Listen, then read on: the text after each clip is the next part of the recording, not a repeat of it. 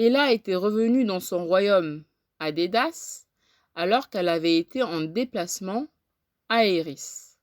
Sous le désaccord de son père, elle y était allée pour trouver des alliés contre l'attaque prochaine d'un souverain ennemi.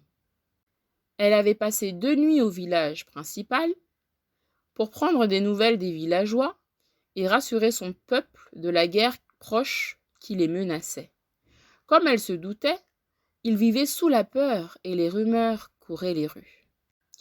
Elle se trouvait dans une chambre qu'elle a réservée, dans un petit hôtel de fortune, et sa servante proche, Esha, qui était une informatrice de qualité, était venue lui apporter des renseignements qu'elle avait recueillis d'une famille ordinaire. « Ils sont morts de peur, fit-elle, le visage impassible, où on lisait le parfait professionnalisme.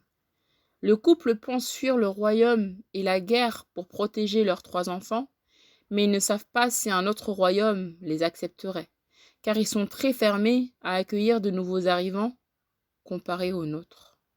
Certains croient qu'on ne fait pas le poids face à l'ennemi. D'autres disent que le roi n'est pas capable de gérer la situation, dit Ella, très inquiète pour le peuple. Il faut que le roi soit présent pour les gens, sinon ils perdront confiance en lui. Allons voir. Ella rangea le lit, donna son sac à Esha, et elles sortirent de la chambre pour donner la clé au gérant de l'hôtel, qui le remercia d'être passé chez eux. « Merci de vous inquiéter pour nous, mademoiselle, » fit le vieux monsieur en s'inclinant tellement que sa tête allait toucher le sol. « Vous êtes une rare personne de haut rang qui accepte de se mêler au peuple pour comprendre ses joies comme ses souffrances et vous les partager avec nous. Ce n'est rien. Comment savoir si notre roi gouverne bien s'il ne sait pas comment se porte son peuple ?» Sur ces mots, Ella et Esha quittèrent l'endroit et arrivèrent au village le plus proche du château de Dédas. Il y avait là un rassemblement pour fêter une naissance, celui d'une petite fille ayant les yeux vairons. C'était signe qu'elle pouvait devenir voyante dans le royaume, et les voyantes avaient en général bonne réputation. Le royaume d'Édas n'était pas très imposant face aux autres, même s'il était bien dirigé. Il était petit, n'avait qu'1 million d'habitants, et sa richesse n'était pas très grande. Pourtant, il y avait beaucoup de tourisme, car il était le plus accueillant. Contrairement aux autres, il acceptait les souverains déchus par les guerres du moment, celles que livrait Atrès, l'ennemi de Dédas. Elles arrivèrent au château 10 minutes plus tard.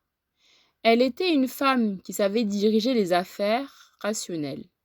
C'était donc naturel qu'elle saluait les riches hommes d'affaires qu'elle croisait sur son chemin vers la salle de l'assemblée, là où se déroulaient les réunions et les grands entretiens. Elle salua le capitaine Eltar, fils d'Augé, une famille d'hommes qui se voulaient très musclés et capricieux.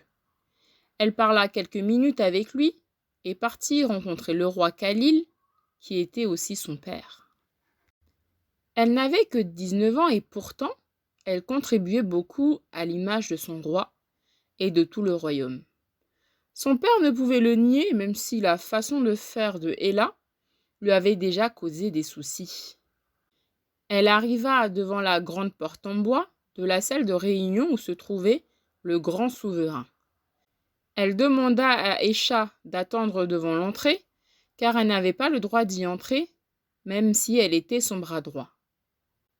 La fille du roi tapa à la porte et entra sans attendre des réponses. Le roi était seul, assis sur sa grande chaise, en face de l'immense table en bois massif qui accueillait chaque jour, depuis l'annonce de la menace ennemie, une dizaine d'alliés et de chevaliers de la cour. Ella alla jusqu'à lui et demanda une réunion le lendemain. « Le roi Hirsch veut bien nous aider à battre l'ennemi, » fit-elle en essayant d'expliquer ses motivations. « Le roi Hirsch, celui qui m'a rejeté quand j'étais allée le voir dans son royaume? Ma fille, mais que me dis-tu là? Il a bien voulu m'écouter et il veut nous aider à combattre, et en échange de quoi? Ne t'a-t-il pas dit qu'il voulait une récompense ?» Ella soupira. Père, on n'a plus le temps pour les négociations. Notre royaume est en danger. Ton peuple est inquiet. Vendrais-tu ton âme au vilain pour nous sauver, ma fille? On a encore le temps de trouver un moyen. Atrès et ses chevaliers sont encore à des kilomètres d'ici. Mes soldats les ont repérés. Ne t'inquiète pas et laisse ton père faire les vraies négociations. Ella voulut rajouter quelque chose, mais Khalil agita une main en l'air pour dire que la discussion était close. Le roi ne veut pas m'écouter, dit-elle à Aïcha qui ne lui avait rien demandé. Qu'allez-vous faire? Je ne sais pas, Aïcha, je ne sais pas. Ella ne se décourageait pas. Elle était sûre que la seule solution pour que leur royaume survive des mains de Atrès, c'était de demander de l'aide à des souverains voisins, et il fallait convaincre son père. Malgré la fatigue du voyage, elle s'enferma dans son bureau d'études avec Aïcha pour chercher des moyens de gagner contre l'ennemi. Elle fouilla dans les gros livres qui énonçaient tous les petits villages indépendants ou petits royaumes qui voulaient bien s'allier à elle. Elle aurait peut-être plus de chances de les convaincre. Elle étudia pendant longtemps, mais on trouva aucun allié de confiance. Aucun qui pourrait l'aider sans contrepartie ou récompense. Elle connaissait déjà quelques-uns d'entre eux, et elle était sûre que leur réponse serait la même. Ce n'était pas leur combat, ni leur royaume qui était en jeu. Elle libéra Aïcha à 22h et alla se coucher à son tour pour être en forme le lendemain. Sa chambre était plus que spacieuse, aussi grande que la chambre du souverain. Pourtant, on aurait dit une chambre d'une jeune fille de 19 ans. Il y avait des armes accrochées au mur, une armure de chevalier à côté de son armoire à vêtements, et aucune coiffeuse pour se pomponner. Elle avait l'habitude de mettre juste un peu de poudre rose sur la joue et coiffer ses cheveux mi-longs d'une tresse sur le côté. Elle portait cependant un chapeau assez féminin, et c'était sûrement l'un des rares objets qu'elle portait, qui faisait fi chez elle. Elle ne portait pas de bijoux et se conduisait comme un homme parfois. Son père avait pourtant voulu qu'elle soit féminine depuis qu'elle était toute petite, mais, ayant perdu sa mère à l'accouchement, elle n'avait pas su s'identifier à une figure féminine assez forte pour qu'elle se comporte comme telle. Elle s'endormit dans son large lit en réfléchissant à une stratégie qui pourrait les amener à la victoire contre l'ennemi.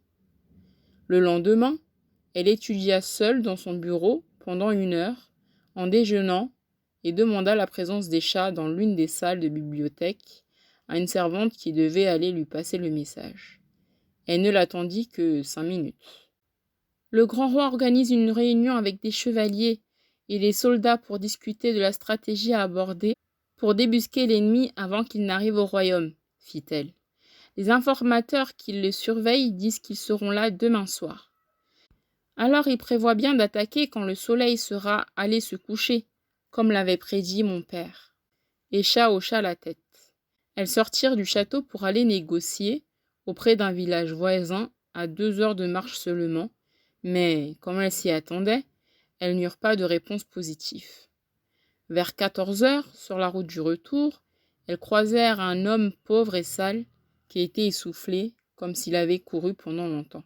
« Ils arrivent !» fit-elle en tournant dans tous les sens. « Ils arrivent! Le prince Atrès arrive! Il faut fuir! Ils vont attaquer dans quelques heures, je les ai vus !» Tout le monde, y compris Ella et Aïcha, ne réagirent pas au dire de l'étranger. Car c'était impossible. Les informateurs du roi Khalil avaient été sûrs sur ce sujet et avaient vu l'ennemi encore à des kilomètres du château. « Comment le sait-il » demanda la fille du roi. « Si vraiment il les avait vus, un chevalier ou un soldat ennemi l'aurait trouvé et tué.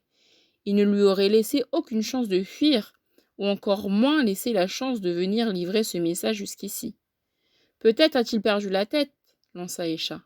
La peur aurait-il eu raison de lui? De plus, jamais le prince Atrès n'attaquerait en pleine journée. » Elle haussa les épaules. Elle ne savait pas, mais se dit qu'il ne servait à rien de l'écouter. Le messager fou s'éloigna loin en balafrant des propos incohérents.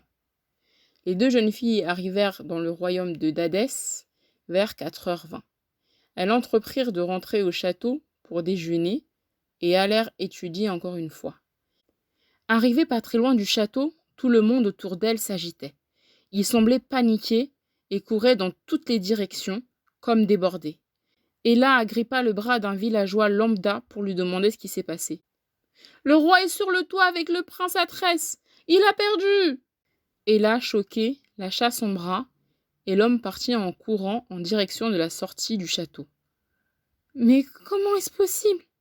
murmura la fille du perdant. « Il devait arriver demain. C'est impossible !» « Il faut se rendre au château, fit Escha, qui courut vers l'avant du château. Elle essaya de retrouver ses esprits en secouant la tête.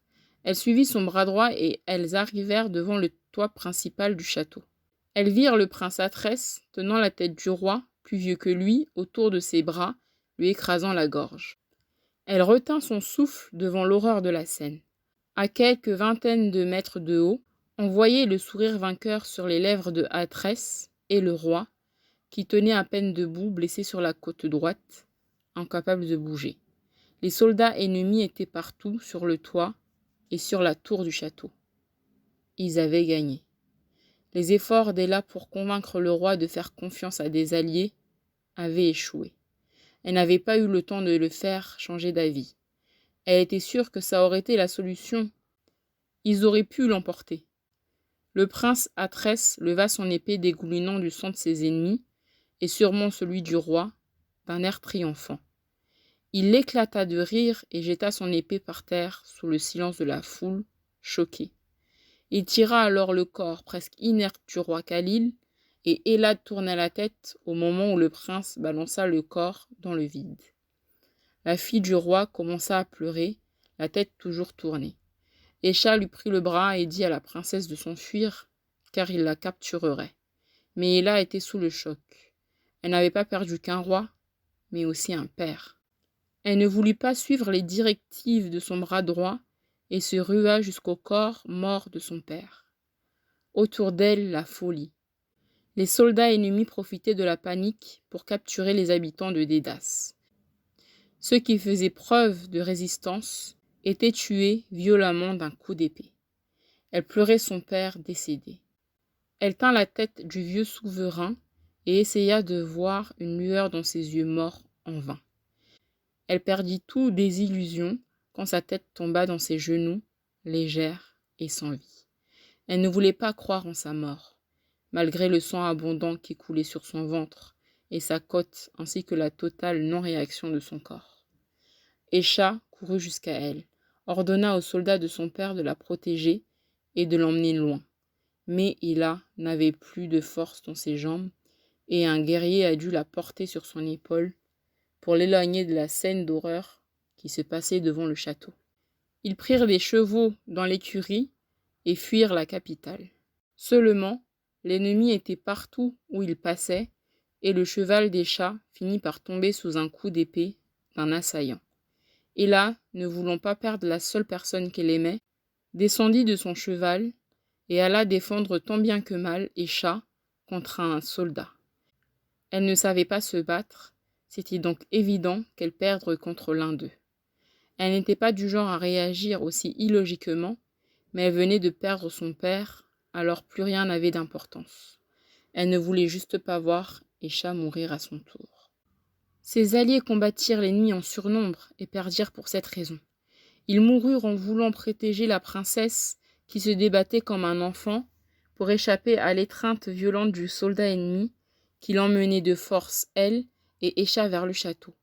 Ils se stoppèrent d'un coup. Ella criait, hurlait, quand Escha se retrouva encerclé par des hommes. Elle savait ce qu'il allait se passer. L'un d'eux tira son épée de son étui et la dirigea vers Escha. La princesse désespérée supplia l'ennemi de ne rien faire, qu'elle donnerait tout ce qu'il voudrait. Mais personne ne sembla l'écouter et Escha ne disait rien, le regard aussi impassible qu'à son habitude. Le soldat enfonça la lame dans la poitrine d'Escha, qui tomba à terre après un gémissement, sans n'avoir jamais dit un mot. Ella pleurait toutes les larmes de son corps pendant qu'elle était transportée au château, laissant derrière elle le corps de son bras droit. La douleur qu'elle ressentait était indescriptible. Elle fut enfermée dans une pièce du château, sans fenêtre et dans le noir. Elle savait qu'elle avait été capturée, car c'était la princesse et qu'elle connaissait des informations sur le royaume. C'était pour cela qu'on l'avait épargnée. Mais elle savait aussi qu'elle allait mourir, comme les autres. Le temps passa, et elle ne savait pas depuis combien de temps elle était dans cette pièce vide de meubles et de lumière. Elle n'avait même pas essayé d'ouvrir la porte. Même si elle n'était pas fermée à clé, des ennemis ne manqueraient pas de l'y renfermer ou de la tuer si elle essayait de sortir. Elle finit par se ressaisir pour réfléchir à la personne qui les avait trahis. Comment se faisait-il que les chevaliers alliés disaient que la troupe ennemie allait arriver le lendemain soir, alors qu'ils étaient venus attaquer le jour même? Elle ne comprenait pas. Cela devait être une trahison. Quelque temps après, la porte s'ouvrit et elle fut aveuglée par la lumière extérieure. Des hommes entrèrent et la traînèrent quelques mètres par ses cheveux ébouriffés qu'elle avait pris soin de bien attacher le matin. Le prince à tresse entra. Il avança calmement jusqu'à elle, le sourire aux lèvres. Celui qui la tenait par les cheveux tira sa crinière de force pour qu'elle lève la tête vers le prince. « Vous n'obtiendrez rien de moi, fit Ella, connaissant son sort. Le prince la regarda surpris et éclata de rire. « Penses-tu que j'étais retenu ici pour avoir des informations ?» fit-il froidement, debout devant elle. « Figure-toi que j'avais déjà d'autres desseins. Je voulais faire de toi ma femme. C'était ce que j'avais prévu après avoir tué le roi de ton royaume. Mais j'ai changé d'avis après avoir entendu parler de toi. Une femme avec un grand caractère et qui ne se laisse pas dompter. C'est bien embêtant. Ton profil ne correspond pas à mon futur règne. » Sur ces mots, il se retourna et donna l'ordre de se débarrasser d'elle. Il sortit. Un deuxième homme vint devant elle, dégaina son épée et l'enfonça dans son ventre. Celui qui lui tenait les cheveux la relâcha, et elle gémit de douleur, tombant à terre. La porte se referma, et elle se retrouva dans le noir. Elle souffrait et se demanda comment elle allait mourir. Tout d'un coup, le collier qu'elle portait autour de son cou se mit à scintiller. Elle avait oublié qu'elle le portait. Ella l'avait acheté dans un marché noir. La marchande le lui avait vendu en lui vantant le pouvoir de la seconde chance après la mort. Ella croyait en la magie et l'avait porté chaque jour. Le diamant avait toujours été un diamant terne qui n'avait jamais attiré personne, qui à cet instant scintillait de mille feux sur sa poitrine. Une dame, entourée de lumière jaune et vêtue de blanc, apparut et avança vers elle. « Qui voulez-vous sauver, vous-même ou le roi ?» À cette deuxième option, Ella hocha la tête doucement. « Vous aurez 3 chances. Si vous n'arrivez pas à le sauver, votre collier se brisera et vous mourrez. » Ella hocha encore la tête et la femme disparut dans un rayon de lumière. Le corps de la jeune fille disparaissait elle aussi peu à peu. Elle se retrouva debout dans l'hôtel, le jour d'avant dans sa chambre, avec Escha. « Ils sont morts de peur, fit-elle, le visage impassible, où on lisait le parfait professionnalisme. Le couple pense fuir le royaume et la guerre pour protéger leur enfant, mais ils ne savent pas si un autre royaume les accepterait, car ils sont très fermés à recueillir de nouveaux arrivants, comparés aux nôtres. » Ella faillit fondre en larmes. Elle prit la main de son bras droit dans la sienne et lui sourit. Escha était perdue. Ella regarda autour d'elle et elle comprit tout. Elle devait sauver son roi et le royaume.